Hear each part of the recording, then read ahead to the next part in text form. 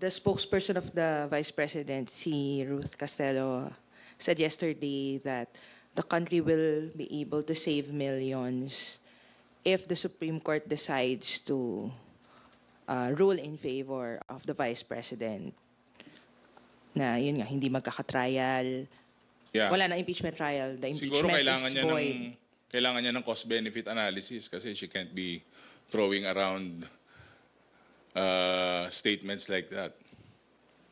Aralin muna nilang maigi. And that, again, it's her opinion. So, opinion kontra opinion lang to. Maganda siguro aralin din nila yun.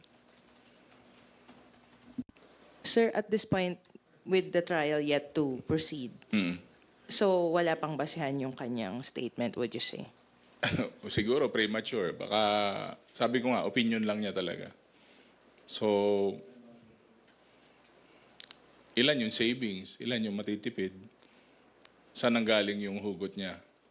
So, baka sa next na press con niya, maglabas siya ng matrix.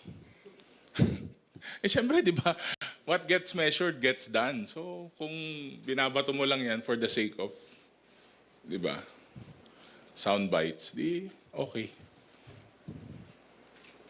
Thank you, sir. Thank you. Thank you, Lenesca. Marian Enriquez from TV5. Go ahead with your questions. Sir, dagdagan ko lang no, yung sa tanong ni Ate Lenesca, doon sa sinabi ni spokes Ruth Castello, sinabi nga po niya, we'll be very lucky actually as a country because we'll save millions and millions of money on a trial that is technically defective from the beginning. So tinawag din po niya defektibo itong impeachment case against VP Sara. Well, it's not defective as per my opinion.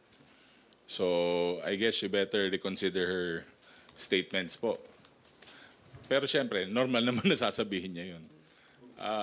Again, millions and millions. How many millions? Kaya, saan sa makakatipid na banda? So, pag nasagot siguro yung mga tanong na ganun, baka makonvince ako dun sa argument niya.